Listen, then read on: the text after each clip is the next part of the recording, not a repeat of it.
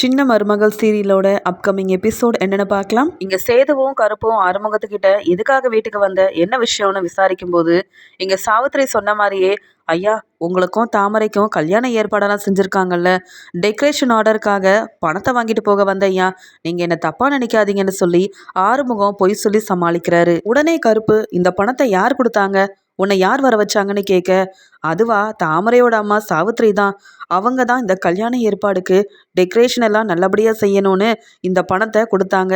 அது மட்டும் இல்லாமல் சீக்கிரமாக எனக்கு வேலையெல்லாம் இருக்கு ஐயா, நீங்கள் என்னை தப்பாக நினச்சி இங்கேயே கேள்வி கேட்டுட்டு இருக்காதீங்க, நான் எந்த தப்பும் செய்யலை, நான் ஒன்றும் முன்ன மாதிரியெல்லாம் இல்லை அப்படின்னு சொல்ல, உடனே இங்கே சேது சொல்கிறாரு, சரி இவனை போக சொல்லு. ஒரு வழியாக சேது கருப்புக்கிட்ட பொய் சொல்லிட்டு பணத்தை வாங்கின இங்கே ஆறுமுகமும் அங்கேருந்து உடனே கிளம்பி போயிடுறாரு. இப்படி சேது ஐயா வருவார் கேள்வி கேட்பாருன்னு தெரியாமல் போச்சே, இனி இந்த பக்கமே வரக்கூடாது அப்படின்னு சொல்லி ஆறுமுகம் கிளம்பிடுறாரு. இதை பார்த்த உடனே கருப்பு சேதுக்கிட்ட, மாப்பிள்ள இந்த ஆறுமுகம் சொல்கிறத நம்பவும் முடியல, நம்பாமல் இருக்கவும் முடியல, எனக்கு என்னவோ சந்தேகமாக இருக்கு மாப்பிள்ள அப்படின்னு சொல்ல, எதுவாக இருந்தாலும் உண்மை வெளியில் வராமையா இருக்க போதுமாமா, பார்த்துக்கலாம் வாங்க அப்படின்னு சொல்லி சேது கருப்பை கூட்டிகிட்டு போயிடுறாரு. இங்கே சித்ரா பேசுனதெல்லாம் நினச்சி பார்த்துட்டு இருந்த ஈஸ்வரி நினைக்கிறாங்க, என் பொண்ணு சித்ரா சொல்கிறதும் சரிதான், இந்த சாவித்திரிக்கு சப்போர்ட் பண்ணி நமக்கு என்ன பிரயோஜனம் கிடைக்க போகுது, இந்த தாமரை சேதுவோட கல்யாணம் நடந்தால் கண்டிப்பாக சாவித்திரி அதுக்கப்புறம் நம்மளை மதிக்கவும் மாட்டா, எல்லாத்துக்கும் நாம் இவங்கக்கிட்ட தான் பணத்துக்கு எதிர்பார்த்து நிற்க வேண்டிய ஒரு நிலைமை நமக்கு வந்துடும். இந்த சொத்தெல்லாம் போஸுக்கும் எனக்கும் வரணும்னா கண்டிப்பாக தாமரை சேதுவோட கல்யாணம் கண்டிப்பாக நடக்கவே கூடாது. இந்த சாவித்ரி நாம் இந்த கல்யாணத்துக்கு சப்போர்ட் பண்ணணுன்றதுக்காக தான் ரொம்ப நல்லவ மாதிரி நம்மக்கிட்ட நடிச்சிட்ருக்கா. இதெல்லாம் நம்பி நான் ஏமாறுவேனா? இந்த சொத்து என் பையன் போஸுக்கு வரணும்னா இந்த கல்யாணத்தை நானே நடக்க விட மாட்டேன். தமிழ் செல்வியை எனக்கு பிடிக்கலனாலும் இந்த வீட்டில் ஓரமாக இருந்துட்டு போகட்டும், எனக்கு அதில் எந்த பிரச்சனையும் இல்லை. ஆனால் தாமரைக்கும் சேதுவுக்கும் கல்யாணம் நடந்தால் அவங்க 2 பேரும் சந்தோஷமாக இருப்பாங்க. சாவித்திரியை பற்றி எனக்கு நல்லா தெரியும், அவளுக்கு என்ன நினைக்கிறாளோ அதெல்லாம் நடந்ததுக்கப்புறமா எனக்கு சொத்து வரக்கூடாதுன்னு என்ன வேணாலும் பெருசாக திட்டம் போடுவா. தான் பொண்ணு கல்யாணத்தை நடத்தி வைக்கிறதுக்காக இவ்வளோ திட்டம் போட்டு பிரச்சனை செஞ்ச சாவித்ரி அதுக்கப்புறமா சொத்துக்காக என்ன வேணாலும் செய்வா. இந்த சாவித்திரியவும் தாமரையவும் என்னைக்கு நம்பக்கூடாது, இந்த கல்யாணம் நடக்கவும் கூடாது அப்படின்னு ஈஸ்வரி நினைக்கிறாங்க. தாமரையை பார்க்கும்போதெல்லாம் சேதுவுக்கு அவ்வளோ கோவம் வருது. இன்னும் ஒரு நாள் தான் இருக்குது, கல்யாண ஏற்பாடெல்லாம் வீட்டில் உள்ளவங்க செஞ்சிட்ருக்காங்க. ஆனால் தாமரையை கல்யாணம் பண்ணிக்கிட்டு நான் எப்படி சந்தோஷமாக இருக்க முடியும்? இந்த கல்யாணத்தில் விருப்பமே இல்லாமல் இப்படி ஒரு கல்யாணம் நடக்கவே கூடாது. நான் எந்த தப்பும் செய்யலைன்னு தமிழ் செல்வி நம்புகிறா, ஆனால் என் அப்பா மற்ற வீட்டில் உள்ள யாரும் நம்ப மாட்டேங்கிறாங்களே, உண்மையவும் நிரூபிக்க முடியல, கிடைச்ச வாய்ப்பும் ஒன்றும் இல்லாமல் ஆயிடுச்சு. மீதி கேக் இருந்திருந்தா கூட வேற எங்கேயாவது கொடுத்து அதில் என்ன கலந்துருக்குன்னு கண்டுபிடிச்சிருக்கலாம். ஆனால் நம்ம நினச்சது எதுவுமே நடக்கலையே அப்படின்னு ரொம்பவே குழப்பத்தில் இருக்கிறாங்க சேது. அந்த சமயம் சேதுவுக்காக வேண்டிக்க கோயிலுக்கு போகிறாங்க தமிழ்ச்செல்வி. கோயிலுக்கு போயிட்டு வந்து இங்கே சேதுவை பார்க்கறதுக்காக போகிறாங்க. என்ன மாமா, எம்பிட்டு நேரம் தான் இப்படி ரூம்லேயே இருப்பீங்க, எதை பற்றி யோசிக்கிறீங்க அப்படின்னு இங்கே மெதுவாக தமிழ்செல்வி கேட்க, இல்லை தமிழ்செல்வி, நீ என் மேலே எம்பிட்டு நம்பிக்கை வச்சிருக்க, ஆனால் உண்மை என்னன்னு என்னால் நிரூபிக்க முடியலையே, இன்னும் கல்யாணத்துக்கு ஒரு நாள் தான் இருக்குது, இந்த கல்யாணம் நடக்கவே கூடாது அப்படின்னு சொல்லி கண் கலங்கி பேசுகிறாரு சேது.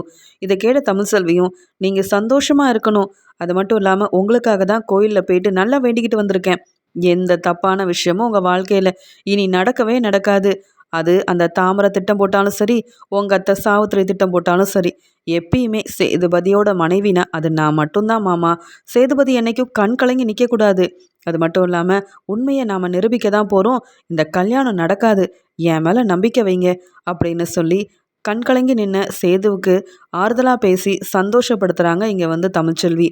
இப்படி சேதுவும் தமிழ்செல்வியும் ரொம்ப சந்தோஷமாக பேசிகிட்டு இருக்கிறத அந்த பக்கமாக வந்த தாமரை பார்க்குறாங்க. இதை பார்த்த சாவித்திரிக்கு அவ்வளோ கோவம் வருது. என் பொண்ணுக்கும் இந்த சேதுவுக்கும் கல்யாணம் ஏற்பாடு செஞ்சிட்டு இருந்தா இந்த தமிழ்செல்வி சேதுவோட ரூமில் என்ன செஞ்சிட்ருக்கா, இவளுக்கு இங்கே என்ன வேலை அப்படின்னு சொல்லி யோசிக்கிறாங்க.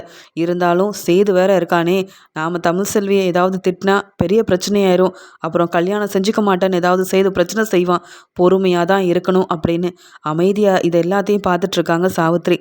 உடனே தாமரை சொல்கிறாங்க, அம்மா மாமா என்னம்மா நினச்சிட்ருக்காரு, என்ன தானே மாமா கல்யாணம் பண்ண போகிறாரு, ஏதோ மாமா மேலே உள்ள உரிமையில் அவர்கிட்ட போய் முகூர்த்த சேலை என்ன கலரில் எடுக்கணும்னு கேட்டதுக்கு என்னை வெளுத்து வாங்கி வெளியில் போன்னு திட்டி அமிச்சாருமா. ஆனால் இப்போ தமிழ் செல்வி கிட்ட எவ்வளோ சந்தோஷமாக பேசிகிட்டு இருக்காருன்னு பாருங்க. இனி அந்த தமிழ் செல்வி அவரோட மனைவி இல்லைன்னு மாமாவுக்கு எப்படிம்மா புரிய வைக்கிறது? தமிழ் செல்வியோட இடத்துக்கு நான் தானே வரப்போகிறேன். சேது மாமாவை நான் தானேம்மா கல்யாணம் பண்ணிக்க போகிறேன். அப்போ சேதுபதியோட மனைவி நான் தானே. ஆனால் அங்கே என்ன நடக்குதுன்னு பாருங்க. இந்த தமிழ் செல்வியை சும்மா விடக்கூடாதுமா. என்னைக்கு இந்த பிரச்சனை வந்ததோ அப்போவே தமிழ் செல்வியை வீட்டை விட்டு வெளியில் அனுப்பியிருந்தா இம்பட்டு தைரியமாக தமிழ் செல்வி சேது மாமாவோட ரூமில் வந்து இப்படி சந்தோஷமாக பேசி சிரிப்பாளாமா. இதெல்லாம் சும்மா விடக்கூடாது அப்படின்னு சொல்கிறாங்க. அதுக்குடனே சாவித்திரியும், நீ கொஞ்சம் பொறுமையாக இரு தாமரை, உனக்கும் சேதுவுக்கும் நல்லபடியாக கல்யாணம் முடியட்டும், அதுக்கப்புறமா நாம் யாருன்னு இவங்க எல்லாரும் புரிஞ்சுப்பாங்க. இந்த சொத்துக்கு ஆசைப்பட்டு தான் இந்த கல்யாணத்தை நடத்தினேன்னு அந்த சித்ரா, என்னோட ராஜாங்கம் அண்ணன், அந்த ஈஸ்வரி, போஸுன்னு எல்லாருக்கும் நான் புரிய வைக்கிறேன். எல்லாரும் இந்த வீட்டில் எப்படி சந்தோஷமாக இருந்துடுறாங்கன்னு நான் பார்க்க தானே போகிறேன். உனக்கு மட்டும் இந்த கல்யாணம் நடந்தால் இவங்க எல்லாரையுமே நான் வீட்டை விட்டு வெளியில் அனுப்பிடுவேன். அப்புறம் என்ன, சேது கூட நீ சந்தோஷமாக வாழலாம் இந்த வீட்டில் அப்படின்னு சொல்லிட்டு இருக்கும்போதே சேதுவோட ரூமில் இருந்து இங்கே வெளியில் வராங்க தமிழ்ச்செல்வி. தமிழ்செல்வி பார்த்துட்டு இங்கே வந்து சாவித்திரி ரொம்ப கோவமா, உனக்கு இங்கே என்ன வேலை?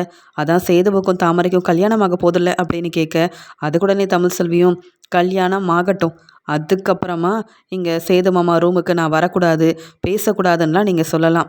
கல்யாணமே நடக்க போகிறதில்ல. அப்புறம் என்ன, சேது மாமா மேலே இந்த தாமரைக்கு அவ்வளோ உரிமை? என்றைக்கும் சேதுபதியோட மனைவின்னு அது நான் மட்டும்தான். நான் நினைக்கிறது தான் நடக்க போகுது. நீங்கள் நினைக்கிற இந்த கல்யாணம் நடக்க போகிறதே இல்லை. எல்லாத்தையும் நீங்கள் பார்க்க தானே போகிறீங்கன்னு சொல்லிட்டு ரொம்ப சந்தோஷமாக தமிழ்செல்வி அங்கேருந்து போயிடுறாங்க. இதை பார்த்த சாவித்திரி யோசிக்கிறாங்க, எவ்வளோ திமிரு இந்த தமிழ் செல்விக்கு. ஏன் முன்னாடியே இவ்வளோ தைரியமாக பேசிட்டு இந்த கல்யாணம் நடக்காது, நடக்க விட மாட்டேன்னு சொல்லிட்டு போகிறா. நான் நடத்தி காட்டுறேன் தமிழ் செல்வி, உன்னையும் இந்த வீட்டை விட்டு வெளியில் அனுப்பி காட்டுறேன். இந்த வீட்டோட மருமகனா என் பொண்ணு தாமரை மட்டும்தான். சேதுபதி கூட வாழ போகிறது என் பொண்ணு தாமரை தான் அப்படின்னு ரொம்ப கோவமாக நினச்சிட்டு இருக்காங்க சாவித்ரி. இங்கே அப்பத்தா சேதுக்கிட்ட சொல்கிறாங்க, ஏன்பா சேது, உன் மேலே எனக்கு நம்பிக்கை இருக்குது. ஆனால் ராஜாங்கம் உனக்கு எந்த பிரச்சனையும் வந்துடக்கூடாது. இந்த சாவித்ரி இந்த பிரச்சனையால் உன் மேலே கம்ப்ளைண்ட் கொடுத்துடக்கூடாதுன்றதுக்காக தான் இந்த கல்யாண ஏற்பாடையே செஞ்சிட்ருக்கதா என்கிட்ட சொன்னான். எப்படி உனக்கு இந்த கல்யாணத்தில் கொஞ்சம் கூட விருப்பமே இல்லையோ, அதே மாதிரி உன் அப்பா ராஜாங்கத்துக்கும் இந்த கல்யாணத்தை நடத்தி வைக்க கொஞ்சம் கூட விருப்பம் இல்லை. இருந்தாலும் நீ யார் முன்னாடி அவமானப்பட்டு நின்றக்கூடாதுன்றதுக்காக சரியாக விசாரிக்காம, உன்னை பற்றி புரிஞ்சிக்காம, சந்தேகப்பட்டு இந்த கல்யாண ஏற்பாடெல்லாம் செஞ்சிட்ருக்கான். நீ தமிழ் செல்வி கூட சேர்ந்து எப்படியாவது உண்மை என்னன்னு நிரூபித்து இந்த கல்யாணத்தை நிப்பாட்டணும். ஏன்னா உன் மனைவினா அது தமிழ் செல்வி தான். எவ்வளோ ஆசைப்பட்டு விரும்பி தமிழ் செல்வியை கல்யாணம் பண்ணேன். இப்போ இந்த வீட்டோட வாரிசை தமிழ் செல்வி சுமந்துட்டுருக்கா. அப்படி இருக்கும்போது அவளை அப்படியே விட்டுற முடியுமா? இல்லை தாமரைக்கு தான் நீ வந்து தாமரையை தான் கல்யாணம் பண்ணிக்க முடியுமா? அதெல்லாம் சரிப்பட்டு வராது. எனக்கு சாவித்திரி தாமரையோட குணம் என்னன்னு நல்லாவே தெரியும். தான் பொண்ணு தாமரைக்கு உன்னை கல்யாணம் பண்ணி வைக்க அந்த சாவித்திரி எவ்வளோ பெரிய திட்டம் வேணாலும் போடுவா. சாவித்திரி என் பொண்ணு தான். அதுக்காக அவள் செய்கிற தப்புக்கெல்லாம் நானும் துணையாக இருக்க முடியாதுல்ல. அதனால் கண்டிப்பாக ஏதோ ஒரு பெரிய பிரச்சனை நடந்திருக்கு. நீயும் இதில் வசமாக மாட்டிக்கிட்ட. இப்படி ஒரு கல்யாண ஏற்பாடையும் செய்கிறாங்க. ஆனாலும் தமிழ் செல்வியோட நிலைமையை பற்றி யோசிக்க வேண்டாமா? இல்லை இந்த வீட்டுக்குன்னு வாரிசு வரப்போகுதே, அந்த வாரிசை பற்றி நம்ம யோசிக்க வேண்டாமா? இந்த கல்யாணம் நடக்கிறது எனக்கு கொஞ்சம் கூட பிடிக்கலப்பா சேதுபதி. அதனால் இந்த கல்யாணத்தை நீயும் தமிழ் செல்வியும் நிப்பாட்டணும். நீ வாழணும்னா அது தமிழ் செல்வி கூட தான். தமிழ் செல்வி தான் இந்த வீட்டுக்கு மருமகளாக இருக்கணும். இந்த அப்பத்தாவுக்காக நீ இதெல்லாம் செஞ்சு தான் ஆகணும் சேது. இப்படியே நீ எதுவும் செய்யாமல் இந்த கல்யாணம் நடந்தால் நடக்குதுன்னு இருந்துடாத. அப்புறம் தமிழ் செல்வியோட வாழ்க்கை என்னாகும்? உன்னை நம்பி தானே தமிழ் செல்வி இந்த வீட்டுக்கு வந்திருக்கா. அவளை நீ நல்லபடியாக பார்த்துக்க வேண்டாமா? அவளை விட்டு நீ பிரிஞ்சு எப்படி உன்னால் இருக்க முடியும்? அப்படின்னு கண் கலங்கிக்கிட்டே தமிழ் செல்விக்கு சப்போர்ட் பண்ணி உண்மையை சீக்கிரமாக கண்டுபிடிக்கணுன்ற மாதிரி சேதுக்கிட்ட அப்பத்தா பேசிகிட்டு இருக்காங்க. இதை கேட்ட சேதுவும், அப்போ தான் நீங்கள் கவலைப்படாதீங்க, அதுக்கு நானும் எல்லா ஏற்பாடையும் செய்கிறேன். உண்மையை கண்டுபிடிக்கணும்னு தான் நினைக்கிறேன். ஆனால் என்ன செய்ய, எதுவுமே எனக்கு சாதகமாக இருக்க மாட்டேங்குது. உண்மையை எப்படி கண்டுபிடிக்கணும்னு தெரியாமல் நிற்கிறேன். ஆனால் கண்டிப்பாக இந்த கல்யாணம் நடக்காதுன்னு மட்டும் எனக்கு ஏதோ தோணிக்கிட்டே இருக்குது. நீங்கள் கவலைப்படாமல் இருங்க. நான் என்னைக்கும் தமிழ் செல்வியை விட்டு கொடுக்கவும் மாட்டேன்.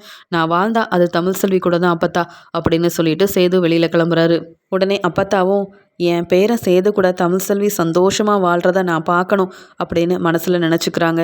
இங்கே சாவித்திரி மூலமாக ஆறுமுகத்துக்கு 5 லட்ச ரூபா பணம் கிடைச்சதால ஆறுமுகம் ரொம்ப சந்தோஷத்தில் இருக்காரு.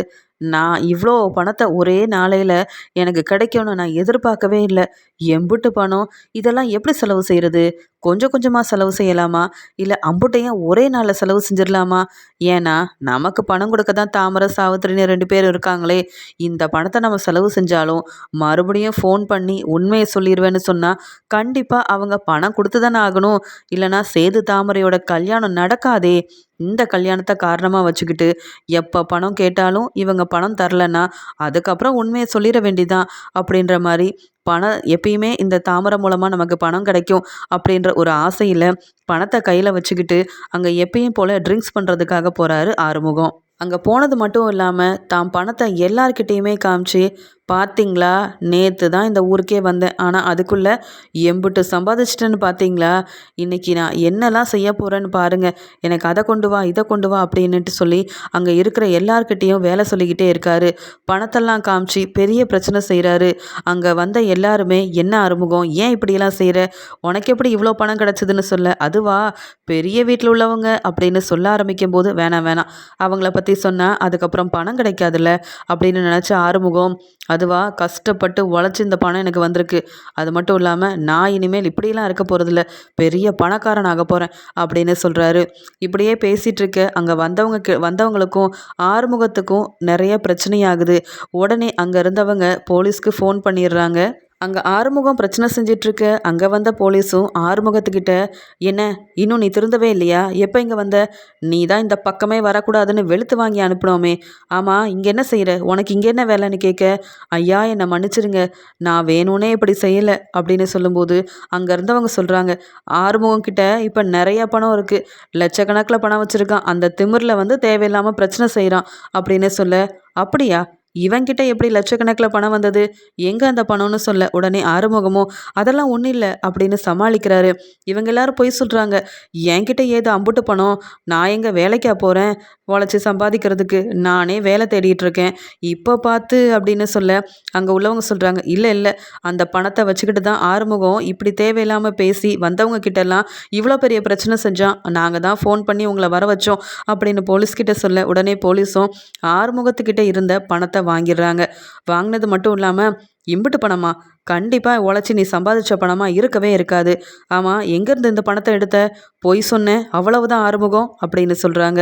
உடனே ஆறுமுகம், என்னை விட்டுருங்க நான் உண்மையை சொல்லிடுறேன், ஆனால் மறுபடியும் அங்கே கூட்டிகிட்டு போயிடாதீங்க அப்படின்னு சொல்ல, உன்னை இங்கே வச்சு விசாரிச்சா சரிப்பட்டு வராது, நீ வா அப்படின்னு சொல்லி போலீஸ் அவங்க இடத்துக்கு கூட்டிகிட்டு போயிடுறாங்க. இங்கே ஆறுமுகம் அழுதுகிட்டே போகிறாரு.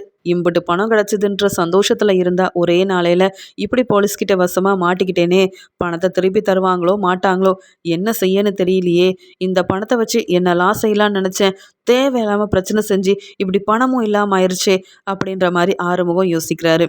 அங்கே வந்த போலீஸும், என்ன ஆறுமுகம் மறுபடியும் உன் வேலையை ஆரம்பிச்சிட்ட போல, ஆமாம் இவ்வளோ பணம் எப்படி உன்கிட்ட வந்தது, நீ எப்போ இங்கே வந்தேன்னு கேட்க, நேற்று தான் வந்தேன், ஆனால் நான் உழைச்சி சம்பாதிச்ச பணம் இதெல்லாம் அப்படின்னு சொல்ல, அது எப்படி உழைச்சி சம்பாதிச்ச பணம்னு சொல்கிற, எங்கே போய் அப்படி வேலை வேலை பார்த்த, யார் இவ்வளோ பணம் கொடுத்தது, நீ எல்லாத்தையும் தெளிவாக சொல்லலைன்னு வையேன் அப்புறம் வெளியில் போகவே முடியாது, இங்கேயே இருக்க வேண்டியதாக போயிடும், நீ யார் எப்படிப்பட்டவன் அப்படின்ற உண்மையெல்லாம் எனக்கு தெரியும், அதனால் பொய் சொல்லி என்னை ஏமாத்தலான்னு பார்க்காத, வெளுத்து வாங்கியாவது உன்கிட்ட உண்மையை எப்படி வர வைக்கிறோன்னு எங்களுக்கு தெரியும்னு சொல்லி போலீஸ் ரொம்ப கோவமாக ஆறுமுகத்துக்கிட்ட அந்த பணம் எப்படி வந்தது அப்படின்னு கேட்கும்போது, அது ஒன்றும் இல்லை, பெரிய வீட்டில் இப்போ கல்யாணம் நடக்குதுல்ல, அதுக்காக தான் அங்கே இருந்த சாவித்திரி அம்மா அந்த பணத்தை கொடுத்தாங்க அப்படின்னு சொல்கிறாரு. ஆமாம் பெரிய வீட்டில் அந்த தாமரைக்கும் சேதுவுக்கும் கல்யாணம் ஏற்பாடு செய்கிறதா கேள்விப்பட்டேன், அவங்க எனக்கும் எதுக்கு உனக்கு இந்த பணத்தெல்லாம் கொடுக்கணும் அப்படின்னு கேட்கும்போது, அது வேற ஒன்றும் இல்லை, டெக்கரேஷன் ஆர்டரெல்லாம் எடுத்திருக்கேன் கல்யாணத்துக்கு, அதனால தான் இந்த பணத்தை கொடுத்தாங்க, மற்றபடி நான் எந்த தப்பும் செய்யலை, என்னை நம்புங்க, வேணும்னா சாவித்திரி அம்மா கிட்ட ஃபோன் பண்ணி கேளுங்க, இல்லைன்னா அவங்கள வர வச்சு கேளுங்க, அவங்களும் இதே தான் சொல்லுவாங்க அப்படின்னு சொல்லும்போது, இங்கே ஆறுமுகம் சொல்கிறதுல கொஞ்சம் கூட நம்பிக்கை இல்லாத போலீஸும், அவங்க கிட்டலாம் ஃபோன் பண்ணி கேட்க வேண்டிய அவசியம் இல்லை, நீ யார்கிட்ட டெக்கரேஷன் ஆர்டர் எடுத்து செய்கிறதுக்காக இந்த ஆமாம் உனக்கு யார் இந்த வேலையெல்லாம் கொடுத்தது, யார் மூலமாக இந்த வேலையெல்லாம் செய்கிற, அதை சொல்லுன்னு இங்கே போலீஸ் விடாமல் இங்கே சந்தேகப்பட்டதுனால ஆறுமுகத்தை கேள்விக்கு மேலே கேள்வி கேட்க ஆறுமுகத்தால் சமாளிக்க முடியல. இவ்வளோ நேரம் பொய் சொன்னோம் சமாளித்தோம், ஆனால் இதுக்கு மேலே பொய் சொன்னோன்னா அவ்வளவுதான், நம்மளை வெளுத்து வாங்கிடுவாங்க, நம்மளால் தாங்கவும் முடியாது, பேசாமல் சாவித்திரி தாமரை செஞ்ச எல்லாத்தையும் சொல்லிட வேண்டியதான், எதுக்காக இந்த பணத்தை கொடுத்தாங்கன்ற உண்மையும் சொல்லிட வேண்டியதான், வேறு வழி இல்லை, அப்போ தான் நம்ம இங்கேருந்து வெளியில் போக முடியும் அப்படின்னு முடிவெடுக்கிறாரு ஆறுமுகம். உடனே அங்கே இருந்த போலீஸும், என்ன ஆறுமுகம், உண்மையை சொல்றியா இல்லை வெளுத்து வாங்கட்டுமான்னு கேட்க, இல்லை இல்லை நான் உண்மையை சொல்லிடுறேன். அது ஒன்றும் இல்லை. அங்கே பெரிய வீட்டில் ஏற்கனவே சேதுவுக்கும் தமிழ்செல்விக்கும் கல்யாணம் நடந்ததில்ல. அந்த கல்யாணத்தை நிப்பாட்டுறதுக்கு தமிழ்செல்வி தான் என் ஃபோனை வாங்கி போலீஸ்க்கு ஃபோன் பண்ணாங்கன்னு நான் பொய் சொல்லிட்டேன். ஆனால் உண்மையாகவே என் ஃபோனை வாங்கி இங்கே போலீஸ்க்கு ஃபோன் பண்ணது அந்த வீட்டில் இருந்த தாமரை தான். இந்த உண்மை தெரியக்கூடாதுன்றதுக்காக அப்பப்போ அந்த தாமரையும் சாவித்திரியும் எனக்கு பணம் கொடுத்துட்டு இருந்தாங்க. இந்த உண்மையை இப்போ நான் வந்து சொன்னால் இந்த தாமரை சேதுவோட கல்யாணம் நின்றுன்றதுக்காக என்னை வர வச்சு 5 லட்ச ரூபா பணம் கொடுத்தாங்க. இனி இந்த பிரச்சனை யாருக்கும் தெரியக்கூடாது, இந்த உண்மையை நீ யாருக்கும் சொல்லிடவே கூடாது அப்படின்னு சொல்லி தான் இந்த பணத்தை கொடுத்தாங்க. ஆனால் நீங்கள் என்னடானா இப்படி எல்லா உண்மையவும் என்கிட்ட இருந்தே வாங்கிட்டீங்க. நான் வசமாக மாட்டிக்கிட்டேன். வேறு வழி இல்லாமல் உண்மையை சொல்ல வேண்டிய நிலமை வந்துருச்சு. இதுதான் நடந்தது. சாவித்திரி தான் இதுக்காக பணத்தெல்லாம் கொடுத்தாங்க அப்படின்னு சொல்ல, அங்கே இருந்த போலீஸும், நீ உண்மையை தான் சொல்கிறியா? இதெல்லாம் அந்த வீட்டில் உள்ளவங்களுக்கு தெரியுமான்னு கேட்க, இல்லை யாருக்குமே தெரியாது. அந்த வீட்டில் இருக்க சேது ஐயாவும் கருப்பும் என் மேலே ரொம்ப சந்தேகப்பட்டாங்க. ஆனாலும் இந்த உண்மையை நான் சொல்லவே இல்லை யார்கிட்டையும். அதனால் என்னை விட்டுருங்க. நீங்கள் கேட்ட மாதிரியே உண்மையை சொல்லிட்டேன். இந்த பணத்தை கொடுத்தீங்கன்னா அப்படியே நான் வேற எங்கேயாவது கிளம்பி போயிடுவேன். இந்த பக்கமே வரமாட்டேன் அப்படின்னு சொல்ல, அதுக்கு போலீஸும், போதும் போதும், நீ நடித்த வரைக்கும் போதும். உண்மை என்னன்னு தெரியணும்னா நீ முதல்ல இப்போ அந்த ராஜாங்கத்தோட வீட்டுக்கு வா. உன் முன்னாடியே சாவித்திரி கிட்ட என்ன ஏதுன்னு கேட்குறேன். இல்லை ஒருவேளை அவங்க வீட்டில் இருந்த பணத்தை நீயே கூட எடுத்துகிட்டு வந்திருக்கலாம். அதனால் ஒன்னெல்லாம் நம்ப முடியாது. நீ அப்படிப்பட்டவன் தானே. அதனால் முதல்ல கிளம்பு. நீ சொன்னது உண்மையா? இந்த பணத்தை சாவித்திரி தான் கொடுத்தாங்களா? இல்லை உன் ஃபோனை வாங்கி போலீஸ்க்கு ஃபோன் பண்ணது அந்த தாமரை தானான்னு நான் அங்கே வந்தே விசாரிச்சுக்கிறேன்னு சொல்லிட்டு சேதுவோட வீட்டுக்கு மறுபடியும் ஆறுமுகத்தை கூட்டிகிட்டு வர்றதுக்காக போலீஸ் பேசிகிட்டு இருக்கும்போது உடனே ஆறுமுகமும், ஐயா வேண்டாம் ஐயா, நான் சொல்கிறது எல்லாமே உண்மைதான். நாம் இப்போ அங்கே போனால் மறுபடியும் சாவித்திரி என்னை சும்மா விட மாட்டாங்க. அவங்கள பற்றின உண்மை வெளியில் வரக்கூடாதுன்னு இம்புட்டு பணத்தையும் அவங்க தான் கொடுத்தாங்க. உண்மையை தான் சொல்கிறேன், என்னை நம்புங்க. நான் எதுக்கையா அவங்க வீட்டில் போய் பணத்தெல்லாம் எடுக்க போகிறேன்? அப்படிலாம் நான் எடுத்தால் அங்கே செய்து ஐயா என்னை சும்மா விட்டுருவாங்களா என்ன? என்னை நம்புங்க. அங்கே போனால் மறுபடியும் அந்த தாமரைக்கும் சாவித்திரிக்கும் நிறைய பிரச்சனை வந்துடும் அப்படின்னு சொல்ல, அதெல்லாம் நாங்கள் பார்த்துக்குறோம், முதல்ல கிளம்பு அப்படின்னு அந்த 5 லட்ச ரூபா பணத்தையும் எடுத்துக்கிட்டு மறுபடியும் இங்கே போலீஸ் ஆறுமுகத்தையும் கூட்டிகிட்டு இங்கே சேதுவோட வீட்டுக்கு வராங்க. சேதுவும் கருப்பும் என்ன செய்யலான்னு யோசிச்சுட்டு இருக்கும்போது அங்கே போலீஸ் வரதை பார்த்துட்டு கருப்பு சொல்கிறாங்க, என்ன மாப்பிள்ள, நம்ம வீட்டுக்கு போலீஸ் வந்திருக்காங்க, ஒருவேளை உங்கள் அப்பாவை தேடி வந்திருக்காங்களா? அப்பாவை பார்க்கணுன்னு நினச்சிருப்பாங்களோ அப்படின்னு சொல்ல, என்ன ஏதுன்னு தெரியல, கூப்பிட்டு விசாரிப்போமாமா அப்படின்னு சொல்லிட்டு இங்கே உடனே சேதுவும், என்ன சார் இந்த பக்கம் வந்திருக்கீங்க, அப்பா வர சொன்னாங்களா இல்லை அப்பாவை பார்க்க வந்தீங்களான்னு கேட்க, ஆமாம் உங்கள் வீட்டில் உள்ள எல்லாரையும் பார்க்க தான் வந்திருக்கோம். இந்த ஆறுமுகத்தை உங்களுக்கு தெரியுமா அப்படின்னு சேதுக்கிட்ட கேட்க, ஆமாம் ஆமாம், நேற்று கூட இங்கே வீட்டு பக்கம் வந்தான், இனிமேல் இந்த பக்கம் வராதுன்னு திட்டி அனுப்பி வச்சேன் அப்படின்னு சொல்ல, அதை பற்றி தான் பேசுகிறதுக்காக வந்திருக்கோம். இந்த ஆறுமுகத்தை பற்றி தெரிஞ்சிருந்தோம் உங்கள் வீட்டில் உள்ளவங்க எதுக்காக இவங்கிட்ட போய் பணம் கொடுக்கணும், கொஞ்சம் விசாரிக்கணும், உள்ளே வரீங்களா சேது அப்படின்னு கூட்டிகிட்டு இங்கே போகிறாரு. அங்கே ஆறுமுகமும் என்ன செய்யனே தெரியாமல் திருன்னு முழிச்சுக்கிட்டே, இப்படி பணமும் இல்லாமல் ஆயிடுச்சு, இப்போ எல்லாரும் முன்னாடி வசமாக மாட்டிக்கிட்டேன், இந்த வீட்டில் உள்ளவங்க என்னை சும்மா விட மாட்டாங்க, அன்னைக்கே சேதுக்கிட்ட உண்மையை சொல்லியிருந்தா இவ்வளோ பெரிய பிரச்சனையே வந்திருக்காது, நான் பாட்டுக்கு என் வேலையை பார்த்துருந்துருப்பேன், இந்த தாமரைக்கு உதவி செய்ய போய் இப்போ என்னோட நிலைமை இப்படி ஆயிடுச்சு அப்படின்னு தலை குனிஞ்சு இங்கே ராஜாங்கம் முன்னாடி வந்து நிற்கிறாரு ஆறுமுகம். இங்கே ராஜாங்கம் போலீஸ்கிட்ட என்ன ஏதுன்னு கேட்க, உடனே அங்கே வந்த போலீஸும், உங்கள் வீட்டில் இருந்த யாரோ தான் இந்த ஆறுமுகத்துக்கு 5 லட்ச ரூபா பணம் கொடுத்துருக்காங்க. ஆனால் இந்த ஏதோ டெக்கரேஷன் ஆர்டர் செய்கிறோன்னு சொல்லி சாவித்திரி அம்மா சொல்லியிருப்பாங்க போல், அது எல்லாமே போய், இவன் எங்கேயும் டெக்கரேஷன் ஆர்டர் எடுத்து செய்யவும் இல்லை. அது மட்டும் இல்லாமல் உங்கள் வீட்டில் நடந்த பெரிய பிரச்சனைக்கெல்லாம் காரணம் சாவித்திரியும் தாமரையும் தான் அப்படின்னு இந்த ஆறுமுகம் சொல்லிட்டு இருக்கான். அப்படி இருக்கும்போது இவங்கெல்லாம் எதுக்காக பணம் கொடுத்தாங்கன்னு ஐயா உங்களுக்கு தெரியுமா அப்படின்னு ராஜாங்கத்துக்கிட்ட போலீஸ் கேட்க, அதுக்குடனே ராஜாங்கமும், என்ன சாவித்திரி, என்ன தாமரை, இங்கே என்னதான் நடக்குது, யாருக்கும் தெரியாமல் இந்த ஆறுமுகத்துக்கு பணம் கொடுத்தீங்களா அப்படின்னு சொல்லி கேட்க, அண்ணே அதுவா அண்ணே அப்படின்னு சொல்கிறாங்க. அதுக்கு போலீஸும், ஆமாங்க உங்கள் தங்கச்சி தான் பணம் கொடுத்துருக்காங்க. ஆனால் எதுக்கு தெரியுமா? உண்மையை மறைக்கிறதுக்காக, உண்மை யாருக்கும் தெரியக்கூடாதுன்றதுக்காக. ஏன்னா தமிழ்செல்வி தான் இந்த தப்பு செஞ்சாங்கன்னு சொல்லி உங்கள் வீட்டு மருமகளை நீங்கள் வெளியில் கார் செட்டில் தங்க வச்சுருக்கீங்க. அதுக்காக தான் தமிழ்செல்வி இந்த வீட்டோட மருமகள் ஆகக்கூடாதுன்றதுக்காக, உண்மை என்னன்னே தெரியாமல் உங்கள் வீட்டில் உள்ளவங்கள நீங்கள் ரொம்ப நம்புறீங்க அப்படின்னு ராஜாங்கத்துக்கிட்ட போலீஸ் பேச, ராஜாங்கத்துக்கு என்ன செய்யனே தெரியல, இங்கே என்ன தான் நடக்குது அப்படின்னு ரொம்ப சத்தமாக கேட்க, உடனே இங்கே ஆறுமுகம் சொல்கிறாரு, எல்லாரும் என்னை மன்னிச்சிருங்க, இந்த பிரச்சனைக்கெல்லாம் காரணம் நான் தான். உங்கள் வீட்டுக்கு வர சொல்லி எனக்கு பணத்தை கொடுத்தது இந்த சாவித்திரியும் தாமரையும் தான். எதுக்கு தெரியுமா? நான் ஏற்கனவே எல்லார்கிட்டையும் பொய் சொல்லி ஏமாத்துனதுனால தான் என் ஃபோனை வாங்கி போலீஸ்க்கு ஃபோன் பண்ணது அந்த தமிழ்செல்வி இல்லை, தமிழ்செல்வி எந்த தப்புமே செய்யலை. என் ஃபோனை வாங்கி இங்கே சேது தமிழ்செல்வியோட கல்யாணத்தை நிப்பாட்டுறதுக்கு போலீஸ்க்கு ஃபோன் பண்ணது உங்கள் வீட்டில் உள்ள இந்த தாமரை தான். இந்த உண்மை என் மூலமாக யாருக்கும் தெரியக்கூடாதுன்னு தான் அப்பப்போ பணம் கொடுத்துட்டு இருந்தாங்க. அதையும் வாங்கி நான் செலவு செஞ்சிட்டு இருந்தேன். இந்த தடவை இங்கே மறுபடியும் இந்த உண்மை தெரிஞ்சா இந்த கல்யாணத்தை நீங்கள் நடத்த விட மாட்டீங்க. சேதுவுக்கும் தாமரைக்கும் என்னைக்கும் கல்யாணம் நடக்காதுன்றதுக்காக நான் ஃபோன் பண்ணப்ப என்னை வீட்டுக்கு வர வச்சு 5 லட்ச ரூபா பணத்தை கொடுத்துட்டு இனிமேல் இந்த பக்கம் வராத, உண்மை என்னைக்கும் உன்னால் வெளியில் வரவே கூடாதுன்னு சொல்லி அனுப்புனாங்க. ஆனால் இப்படி போலீஸ்கிட்ட வசமாக மாட்டிப்பேன்னு நான் கொஞ்சம் கூட எதிர்பார்க்கவே இல்லை. எல்லாரும் என்னை மன்னிச்சிருங்க. நடந்த உண்மை இதுதான். ஆனால் தமிழ்செல்வி தான் இந்த ஃபோன் பண்ணாங்க, தமிழ்செல்வி தான் என் ஃபோனை வாங்கி போலீஸ்க்கு ஃபோன் பண்ணாங்க அப்படின்னு நான் பொய் சொன்ன உடனே நீங்கள் உங்கள் வீட்டு மருமகளை இந்த வீட்டுக்கு உள்ளேயே வரக்கூடாதுன்னு சொல்லி வெளியில் கார் ஷெட்டில் தங்க வச்சிட்டீங்க. எல்லா தப்பும் என் மேலே தான் இருக்குது. இந்த சாவித்திரி தாமரைக்கு உதவி செய்ய பொய் சொன்னது நான் தான். உண்மை எல்லாமே இப்போ நான் சொல்லிட்டேன். என்னை எல்லாரும் மன்னிச்சிருங்க. இந்தாங்க உங்கள் 5 லட்ச ரூபா பணம். இந்த பணமும் வேண்டாம், எனக்கு எந்த பிரச்சனையும் வேண்டாம் அப்படின்னு ராஜாங்க முன்னாடி ரொம்பவே தெளிவாக தாமரை என்னென்ன செஞ்சாங்க, சாவித்திரி எதுக்கு பணம் கொடுத்தாங்க அப்படின்ற உண்மையை இங்கே சொல்லிடுறாரு ஆறுமுகம். இப்படி ராஜாங்கத்தை தேடி போலீஸ் வருவாங்க. போலீஸ்கிட்ட மாட்டிக்கிட்ட ஆறுமுகம் இப்படி உண்மையெல்லாம் சொல்வான்னு எதிர்பார்க்காத சாவித்திரியும் தாமரையும் திருன்னு முழிக்கிறாங்க. உடனே சேதுவும் இதை தான் அப்போவே எதிர்பார்த்தேன். ஏற்கனவே கருப்பு மாமா சொன்னார், ஏதோ ஒரு உண்மை வெளியில் தெரியக்கூடாதுன்னு இங்கே அத்தையும் தாமரையும் பேசிகிட்டு இருந்தாங்களாம் ரூமில். அப்போ இந்த உண்மைதானா? அப்போ ஃபோன் பண்ணி ஏமாற்றி என் அப்பாவை அவமானப்படுத்தி அம்புட்டு தூரம் தலகுனியை வச்சது இந்த தாமரை தானா? ஆனால் தமிழ்செல்வி தான் தப்பு செஞ்சான்னு இப்போ வரைக்கும் அவளை நான் பிரிஞ்சு இருக்கேன்.